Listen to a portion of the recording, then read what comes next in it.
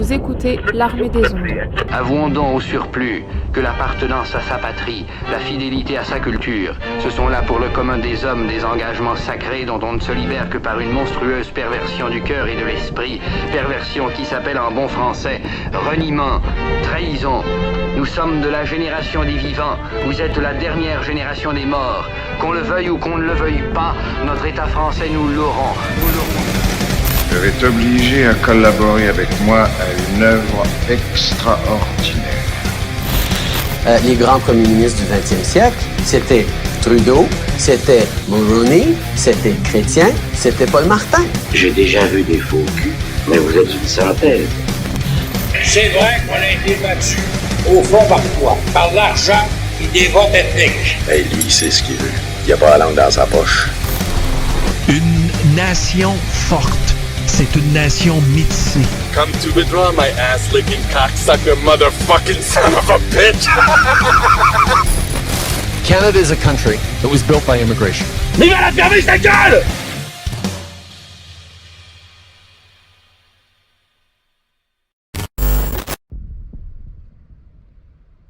Chers auditeurs, bonjour et bienvenue à votre mensuel de l'Armée des Ondes. Une fois de plus, nous sommes heureux de vous offrir un retour sur les sujets importants survenus le mois dernier. Comme nous vous l'avions annoncé lors de la précédente émission, cette mensuelle marquera la fin de cette première saison. Sans plus attendre, place aux nouvelles du front.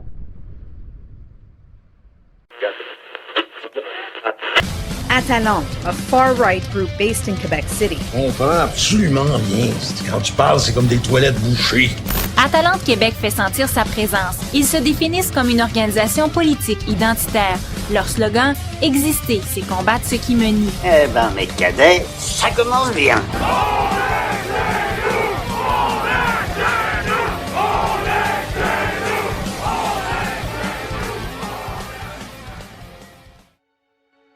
Alors voici les nouvelles du front des dernières semaines. Le 24 mai dernier, nos braves militants ont tapissé de bannières des panneaux publicitaires en l'honneur d'un de nos plus grands héros, Dollard des Ormeaux. C'est grâce à cet homme, ainsi qu'à une poignée de combattants qui l'accompagnaient, que la toute jeune colonie de Ville-Marie a pu perdurer dans le temps. Il est important de souligner cet acte grandiose, tandis que Montréal fonce droit vers la décadence. Puis, le 30 mai, nous commémorions la bataille navale de Neuville, où le capitaine Jean Vauquelin, à bord de l'Atalante, a su imposer une véritable résistance face à l'envahisseur britannique. Fait important, cette journée marquait aussi la 5e année d'existence de notre cher mouvement. En terminant, le 13 juin, les camarades sont allés donner des denrées à nos compatriotes qui sont les plus dans le besoin, les itinérants. Petit rappel d'usage, ces maraudes ont un coût, et vos dons sont toujours les bienvenus. Pour en faire un, visitez atalantequebec.com. Sur ce, chers auditeurs, ainsi s'achève la dernière chronique des nouvelles du front de la saison. Faisons maintenant place à une courte pause publicitaire, après quoi, nous poursuivrons l'émission avec les nouvelles nationales.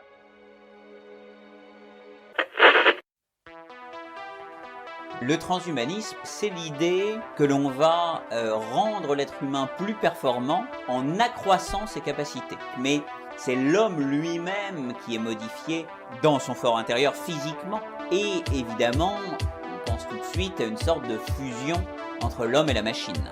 Suivez le faisceau philosophique animé par Alexandre Cormier-Denis et Sébastien Crèvecoeur sur Nomos TV, la web télé des nationalistes décomplexés du Québec.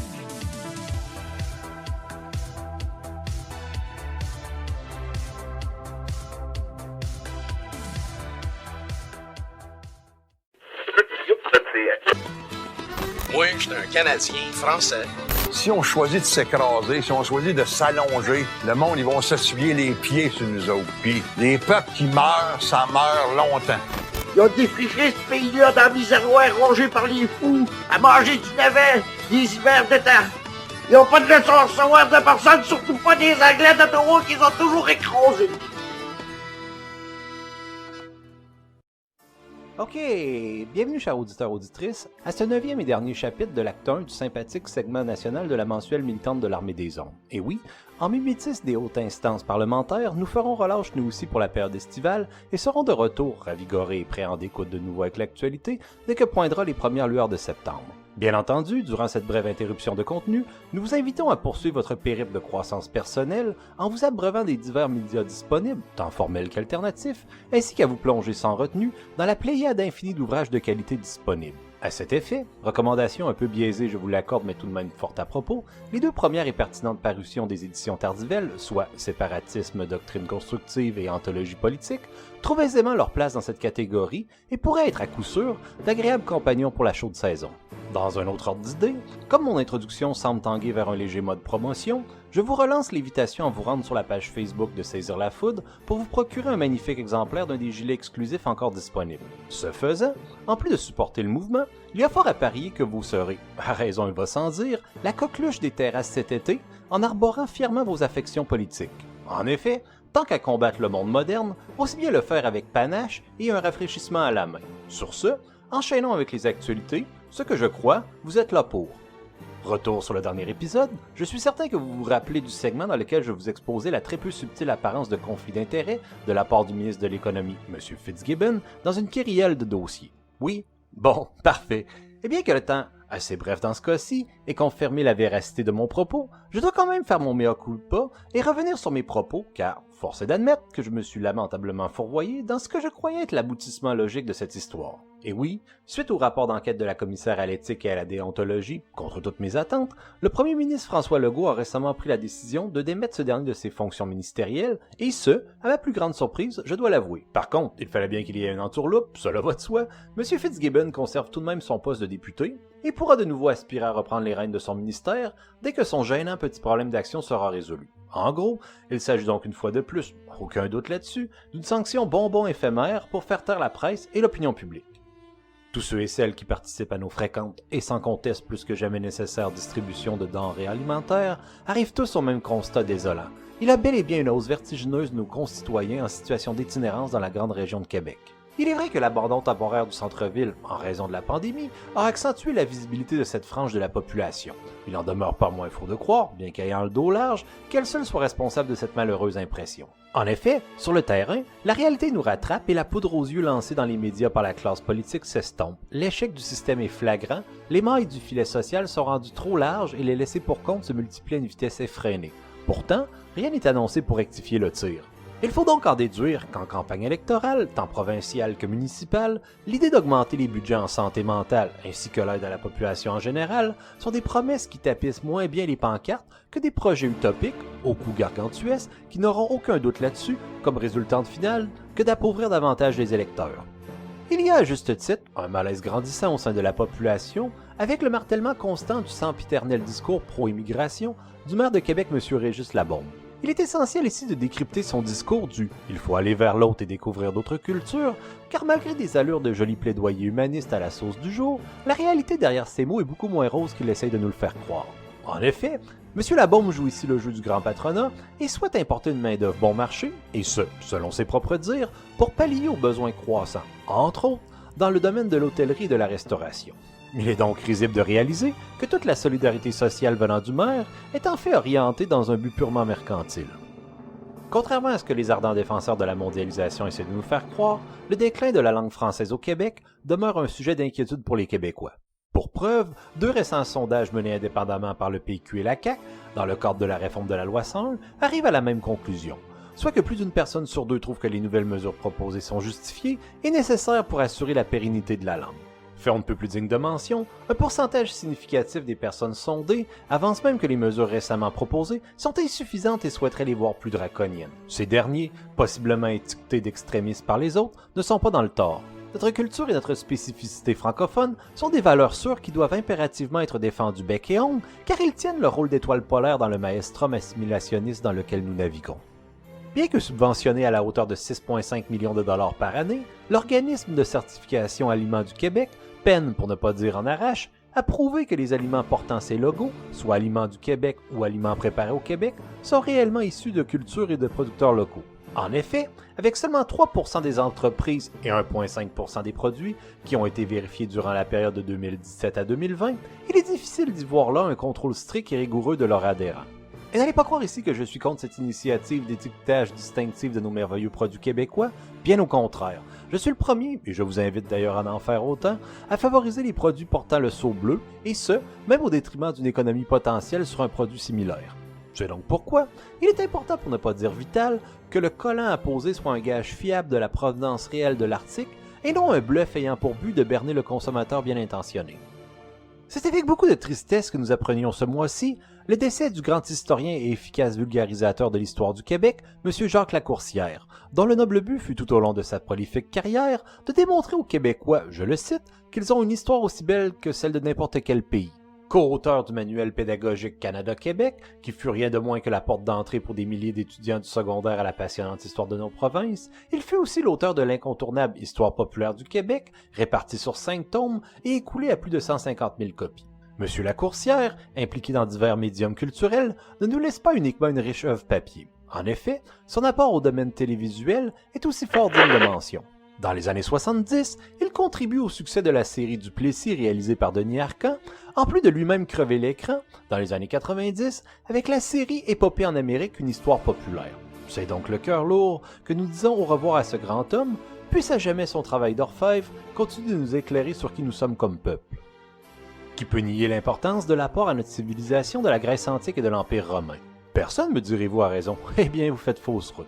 En effet, pour un certain comité ministériel, l'enseignement de l'histoire occidentale de l'Antiquité à nos jours, tel que présentement enseigné dans les établissements collégiaux, devrait être remplacé par l'enseignement de l'histoire du monde et faire un trait sur tous les événements ayant eu lieu avant le 15e siècle. Cette modification drastique viserait tout particulièrement à satisfaire une clientèle de plus en plus multiculturelle qui ne se retrouve pas dans notre histoire européenne, bien que, soulignons-le, vivant dans une société en découlant directement. Heureusement pour la jeunesse, cette proposition éhontée n'ira pas de l'avant et le cours d'histoire sera même bonifié d'une quinzaine d'heures pour permettre l'ajout de la nouvelle matière sans que ce soit fait au détriment de l'ancienne. Toujours en rapport à la culture, le Musée de la Civilisation nous propose pour la période estivale une exposition plutôt scatologique. L'exposition intitulée « Oh merde » a en effet comme sujet central les excréments humains et leurs sonorités diverses. Pour une institution devant mettre en valeur la civilisation, la dite exposition est révélatrice d'un certain déclin, dont l'intérêt pour les déjections humaines en est un flatulent symptôme.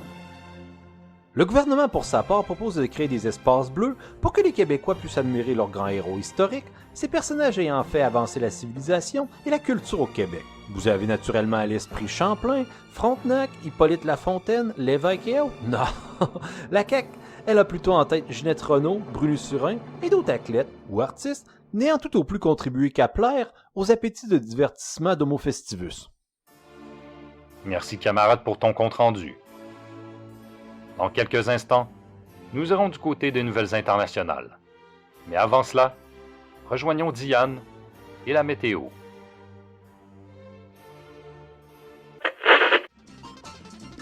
Alors, à la météo, en plus de la recrudescence du conflit israélo-palestinien, des incessants attentats à la bombe au Proche-Orient et des innombrables violences qui touchent les quatre coins de l'Afrique, c'est du côté de l'Amérique latine que notre regard se porte cette fois-ci, alors que la tempête rouge a une fois de plus frappé.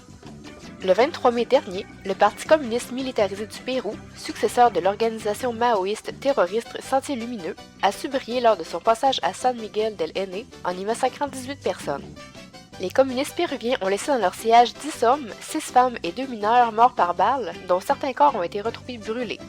Les tracts laissés sur le lieu du massacre, à l'effigie du marteau et de la faucille, revendiquaient l'attaque comme une opération de nettoyage social. Au Québec, le beau temps et les distractions estivales arrivent à point nommé. La masse peut ainsi oublier les torts irréparables engendrés par les lourdes mesures sanitaires imposées par le premier ministre Legault. L'heure est à la fête, l'ouverture des terrasses et la seconde dose de vaccin ne peut qu'aider la population à se complaire dans sa docilité. Pour finir, le ciel s'obscurcit toujours à l'horizon. Préparez-vous car la tempête arrive.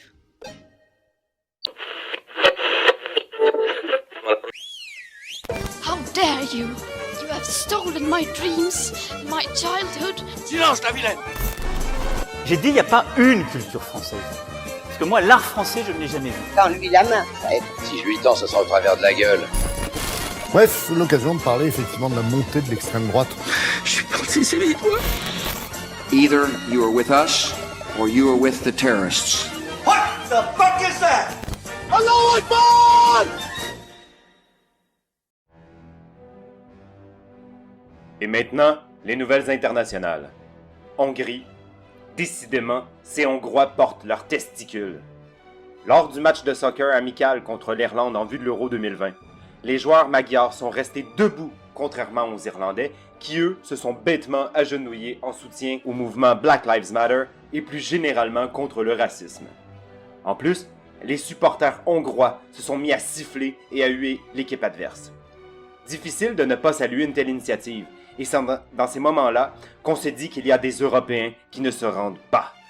D'ailleurs, le premier ministre hongrois, Viktor Orbán, en a ajouté une couche en disant que les Hongrois ne s'agenouillent que devant Dieu, la patrie et la femme qu'ils aiment. Il ajoutait à juste titre que la traite d'esclaves ne faisait pas partie de l'histoire nationale et qu'il ne voyait aucune raison d'appliquer ce genre de comportement. Quel brave type, si on pouvait avoir un chef capable d'un tel commentaire ici. Royaume-Uni. Jour après jour, le wokisme continue de déverser son idéologie nauséabonde. Des étudiants du 3e cycle de la prestigieuse université d'Oxford ont décidé d'enlever un portrait d'une salle commune de l'actuelle souveraine, Élisabeth II. Ces gens soutiennent que la reine représente le colonialisme. Évidemment, étant des séparatistes canadiens-français, nous ne pouvons pas nous empêcher d'esquisser un sourire. Mais le problème est ailleurs. On parle de gens supposément très éduqués, probablement en train de rédiger leur thèse de doctorat, qui retirent un portrait de la dirigeante du Royaume-Uni qui a le plus démembré l'État colonial que ses ancêtres ont bâti. Le pire, c'est qu'ils ont reçu un soutien tacite de la direction sous prétexte qu'ils avaient droit à leur liberté d'expression. Que c'est pathétique, ces gens sont vraiment dégénérés. Toujours en Angleterre, une compagnie ferroviaire s'est excusée auprès d'un usager non-binaire pour une formulation non inclusive. Ce dernier se serait plaint que la formule de politesse « Bonjour mesdames et messieurs » prononcée dans les haut-parleurs n'était pas assez inclusive. La compagnie London North Eastern Railway s'est alors excusée par Twitter et a indiqué ensuite qu'elle essaierait d'apporter des changements dans le futur. En Écosse, une étudiante de l'université d'Abertay à Dundee ferait l'objet, tenez-vous bien, d'une enquête pour avoir dit qu'il y avait des différences entre les sexes. Elle indiquait simplement que les femmes naissent avec un vagin et qu'elles seraient moins fortes que les hommes.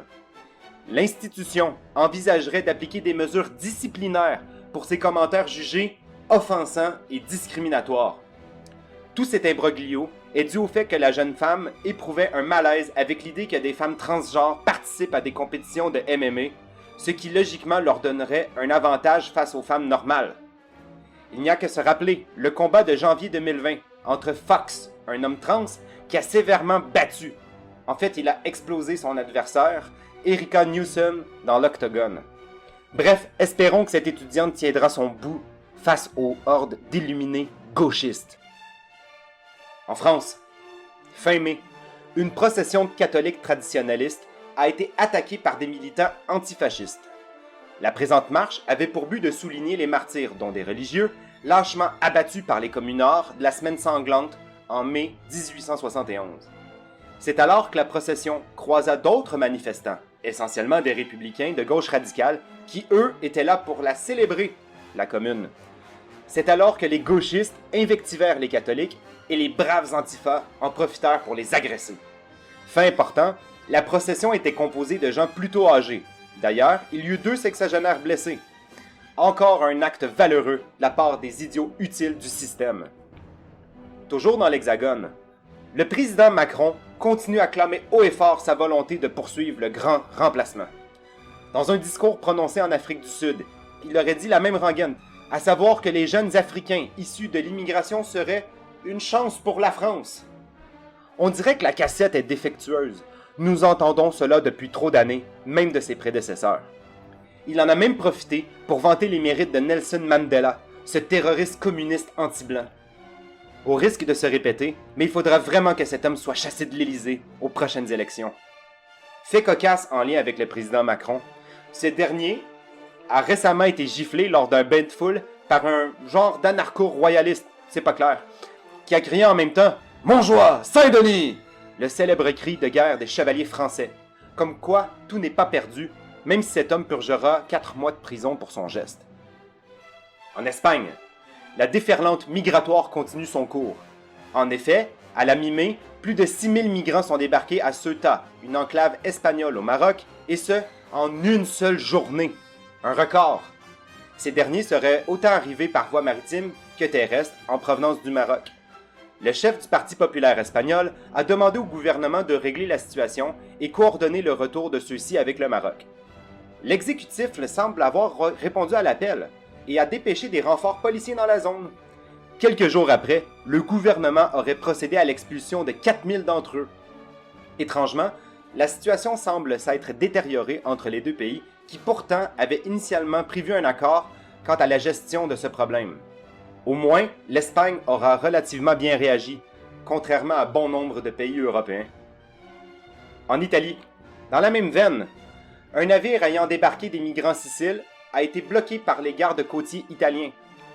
L'argument retenu contre le bateau de l'ONG CI serait qu'il ne respecte pas les mesures de sécurité. Il posséderait uniquement de l'équipement de sauvetage pour 27 personnes, alors que le navire a fait débarquer plus de 400 migrants uniquement lors de son dernier voyage au début du mois de juin. Actuellement, si la seule façon de freiner l'invasion du continent est d'utiliser des moyens bureaucratiques de la sorte, pourquoi pas? Rappelons que plus de 15 000 clandestins sont arrivés en Italie depuis le début de l'année. D'ailleurs, le président du Conseil, Mario Draghi, s'est plaint que son pays était le seul à affronter le problème migratoire.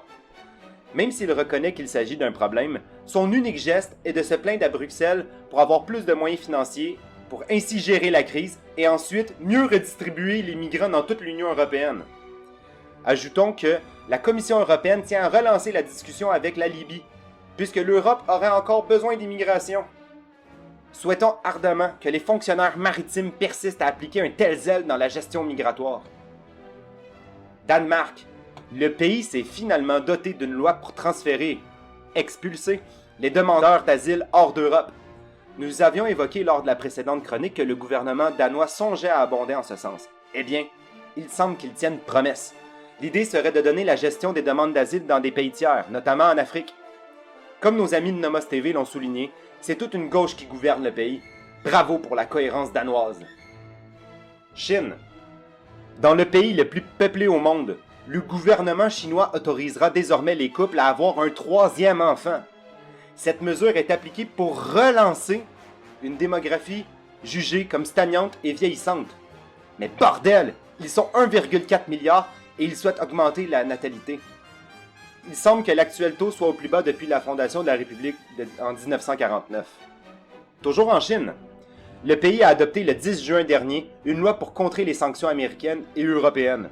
Visiblement, Pékin n'en a rien à secouer, puisque malgré la pandémie, le taux de croissance est toujours resté positif. Les Chinois manifestent toujours plus leur désir de s'imposer comme le nouveau modèle planétaire.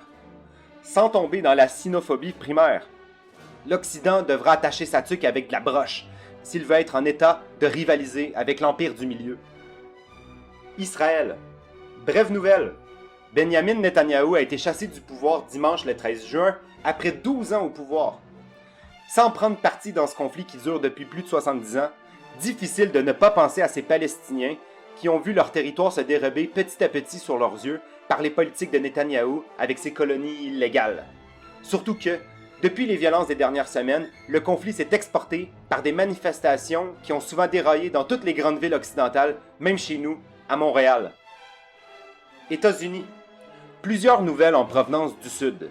Tout d'abord, le 19 mai dernier, la mairesse afro-américaine de Chicago a indiqué qu'elle voulait favoriser la diversité et l'inclusion. Mon Dieu, c'est sans arrêt. En donnant la priorité aux journalistes non-blancs lors d'entrevues ou de points de presse. Elle prétend agir en ce sens puisque la majorité de la ville est non-blanche et qu'il serait injuste qu'il y ait plus de journalistes caucasiens. Elle qui se targue d'être lesbienne en ajoute en disant implicitement que les médias devraient embaucher des gens de couleur, surtout des femmes de couleur. Après, ces mêmes médias, trop souvent gauchistes, se demandent pourquoi un type comme Trump a pu être élu. Autre nouvelle aux États-Unis. Facebook indique que les contenus affirmant que la COVID-19 aurait une origine humaine et non animale ne seraient plus censurés. C'est tout un revirement de situation qui prouve par le fait même l'étendue du pouvoir de ces médias sociaux. Par ailleurs, le président Biden a demandé aux services de renseignement de trouver plus d'informations sur l'origine du virus pendant les 3 prochains mois. Même le conseiller médical de la Maison-Blanche, Anthony Fauci, a demandé à la Chine des dossiers médicaux sur 9 malades de Wuhan, tant la situation semble problématique. N'oublions pas que la Chine s'est montrée plus qu'opaque quant à la divulgation d'éléments de preuve de la propagation de la pandémie. Petite mise à jour sur le sujet de la dirigeante de Black Lives Matter qui s'en serait mis plein les poches et qui a acheté des propriétés luxueuses. Elle aurait finalement démissionné en expliquant qu'elle préférait se focaliser sur l'écriture de livres et sur des apparitions télévisées. Hypocrisie marxiste. En terminant avec les États du Sud, la femme qui a filmé la mort de Saint George Floyd sera honorée d'un prix Pulitzer spécial. Sachant que le journalisme n'est plus ce qu'il était, décerner un prix pour une personne qui a filmé une partie d'une arrestation ayant mal tourné est tout de même aberrant. Mais bon, le monde journalistique n'en est pas à sa première contradiction. Sur ce, chers auditeurs, c'était la dernière chronique des nouvelles internationales de la saison. Merci pour votre écoute et votre soutien et on se retrouve à l'automne prochain. En passant, bonne Saint-Jean-Baptiste à tous. Merci mon cher pour ta chronique. Une seconde page de publicité suivra à l'instant. Suite à quoi, nous finirons l'émission avec les habituelles nouvelles militantes internationales.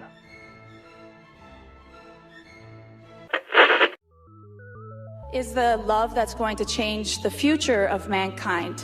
So we'd like you to look at we like to say people kind, not necessarily mankind. Comme vous pouvez le constater, Justin Trudeau ne lit pas le harfang. Water bottles out of water out of when we have water bottles out of plastic. Away from plastic towards paper, like drink box water bottles, sort of thing. Ne soyez pas comme ça, pauvre Justin. Abonnez-vous dès maintenant au harfang, le magazine de la Fédération des Québécois de souche. L'anglais, c'est facile. Tu pitches des mots ensemble puis ça fait une phrase. Va te faire pêcher le bouilleur! Alors les enfants, on s'énerve pas, on les aborde, on les égorge, on les étripe, on les massacre et on les coule. Les salles rouges. Les salles jaunes. Non, les salles rouges. Autant pour moi. La montée de l'extrême droite en Europe est un phénomène global. T'assistes à une colossale conspiration. À l'époque où j'ai commencé la politique, j'avais pas de moustache, mais j'avais une grosse barre de fer.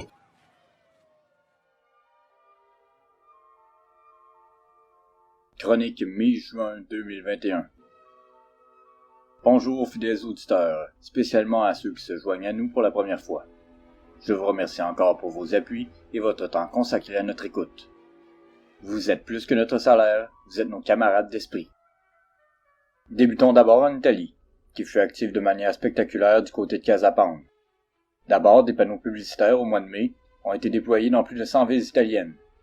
On pouvait y lire « Retour du pouvoir ». Ces derniers ont été déployés en aval de la manifestation nationale du mouvement le 29 mai à Rome.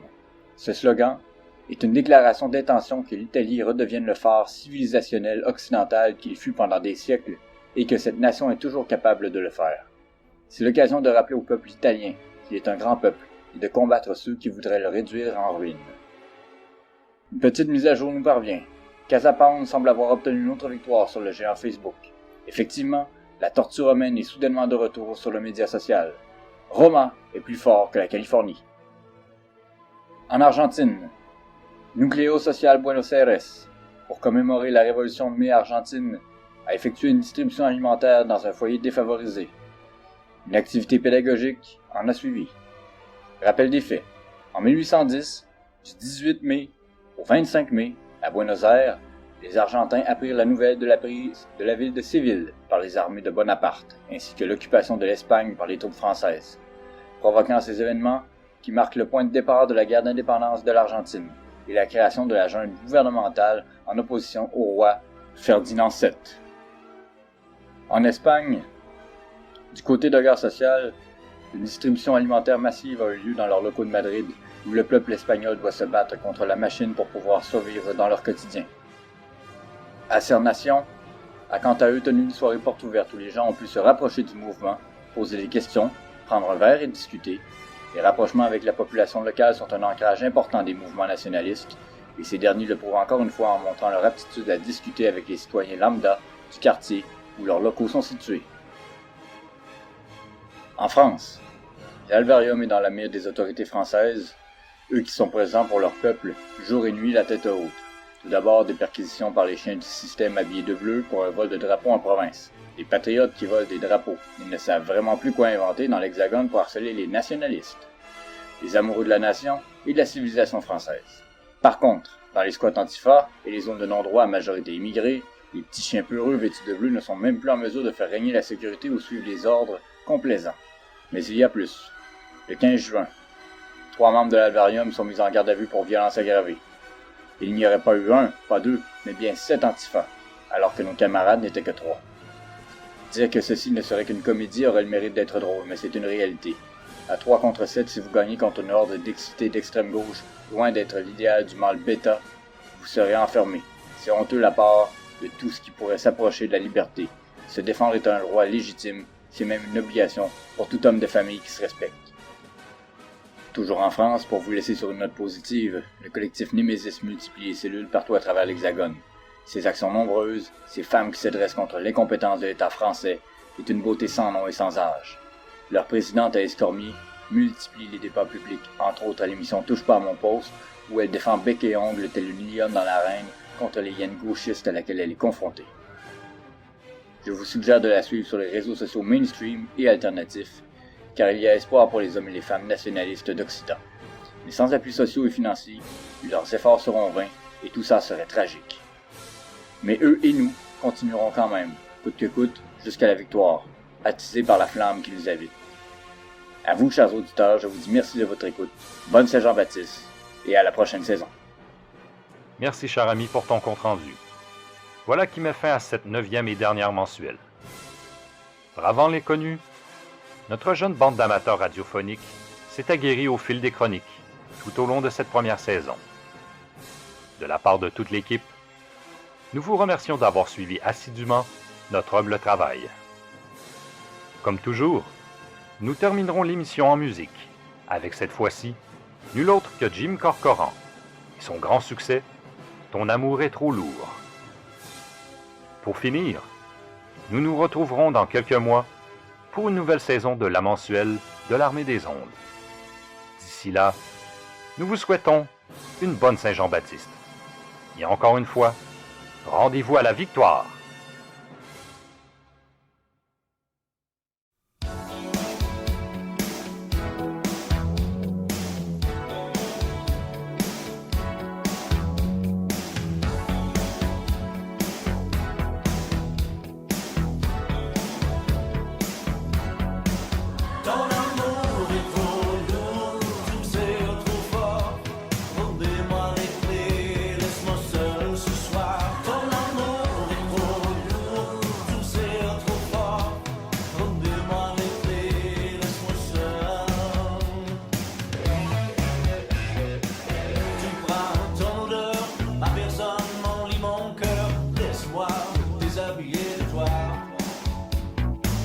Charme-moi par ton absence, séduis-moi par tes silences, intrigue-moi à distance. Ton amour est trop lourd, tu me serres trop fort.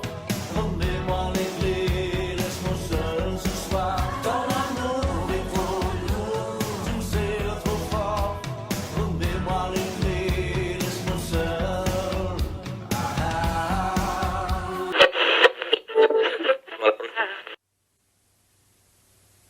En 1760, lorsque, suivant le vers fameux de Louis Fréchette dans la légende des peuples, notre vieux drapeau, trempé de pleurs amers, ferma son aile blanche et repassa les mers, nos ancêtres se trouvèrent dans une situation des plus difficiles, pour ne pas dire décourageante.